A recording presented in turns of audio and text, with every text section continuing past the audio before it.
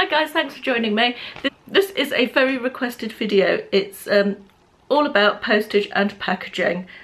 So many people have asked me for this over the last few months, and let's be honest, it's not the most exciting of subjects, is it? It wasn't something that I thought, well, hey, I'm going to go and make a postage and packaging video. Sorry, I'm on twisty seats, so if I'm fidgeting, I'll try not to. I'll do my best, okay? Yeah, so postage and packaging. I can only tell you what I do. Obviously, I'm no great expert on postage and packaging. I have been packing things up and posting them for an awfully long time now, it feels like. It's probably one of my least favourite parts of the job, if not the least favourite. Hate wrapping parcels. If I could get somebody else to do anything in any part of my job, it would be the packaging, I think. Really don't like it. Anyway, just going to tell you how I wrap. I'm going to start by telling you how I wrap stuff, different items, and then I'll move on to the postage methods that I use and the pros and cons of them and that sort of thing. That's the plan. I haven't made any notes, so it might be a rambly one. Let's see how we go. So yes, a lot of what I sell, as you know, is clothing. Over the years, I've done the wrapping everything in tissue paper with nice pretty sellotape and then packing it, and I don't do any of that anymore. All clothing, unless it's really, really high-end, goes in poly mailers. When I say poly mailers, I mean these plastic envelopes with the tear-off sticky strips. I buy them in bulk. I will leave a link below to where I buy them from. Not always the same place, sometimes Amazon, sometimes eBay. Wherever they're cheapest, and I buy this size, which is effectively A4, and then a larger size, double size, which is effectively A3. They don't call it A3 and A4 when it's envelopes, do they? I think they begin with C's, but it doesn't matter anyway. Medium sized and big, and I just fold the clothing, they go straight into those, nothing else, sticky label, that's it. Very occasionally I'll have clothing that will go as a large letter. If it's thin enough to be posted as a large letter with Royal Mail, which is a maximum thickness of 2.5 centimetres, I think. If you put them in these, they tend to ruck up at one end and it won't fit through that slitty thing they have in the post office. So I tend to use just a good quality A4 brown envelope because they're slightly stiffer. And very occasionally as well, if it's something that's very flimsy, I'll put a piece of card in just to hold it still, so to make sure that it doesn't get fatter and or expand into one end of the envelope. I'm not talking much sense here, am I?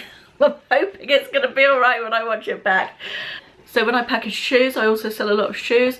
The vast, unless they're already in a box, in which case, if it's a fairly sturdy, decent box and they're under about 30 quid, I would just use good quality brown wrapping paper and parcel tape.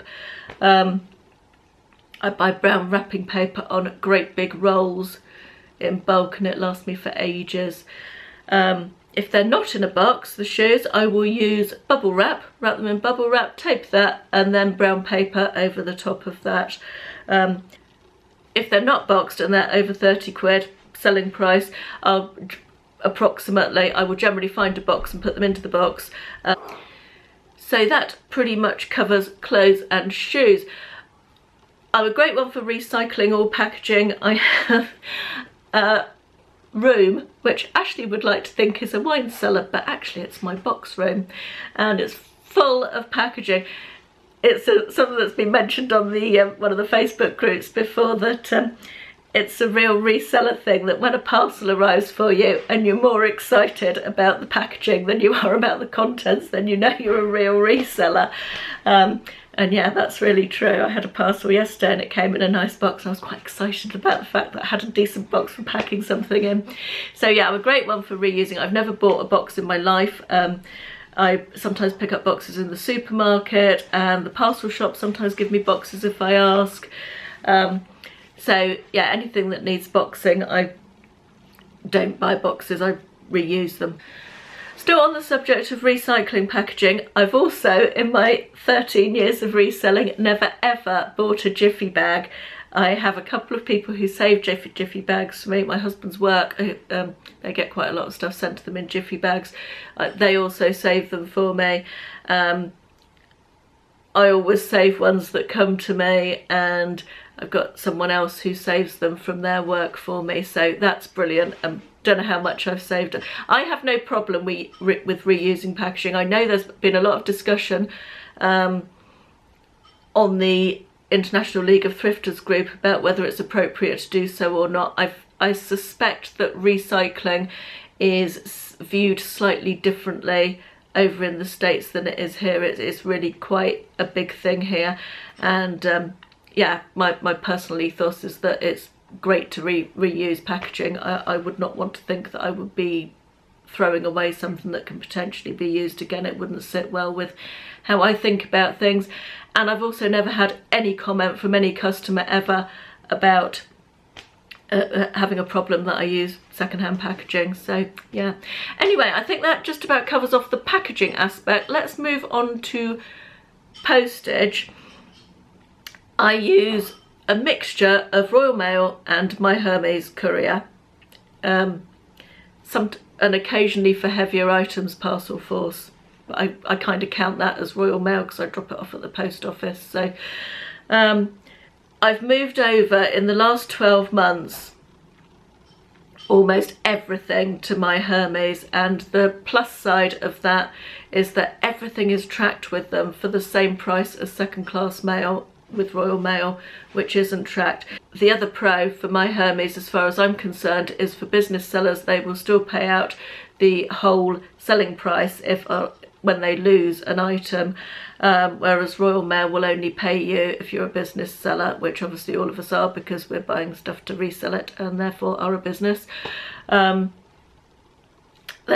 They will only pay you the price you paid for the item. So also the MyHermes claim process is a lot simpler. I find their customer service a lot more helpful, but the main issue is the tracking, and eBay are moving more and more towards wanting their sellers to be able to provide tracking for everything. So my criteria now that I've come to is anything under £10, which is really very little of what I sell, goes with Royal Mail, and anything over £10 goes with MyHermes, regardless of whether it goes as large letter size or not. If it's over £10, even if it would go as large letter size, it goes with MyHermes because of the tracking.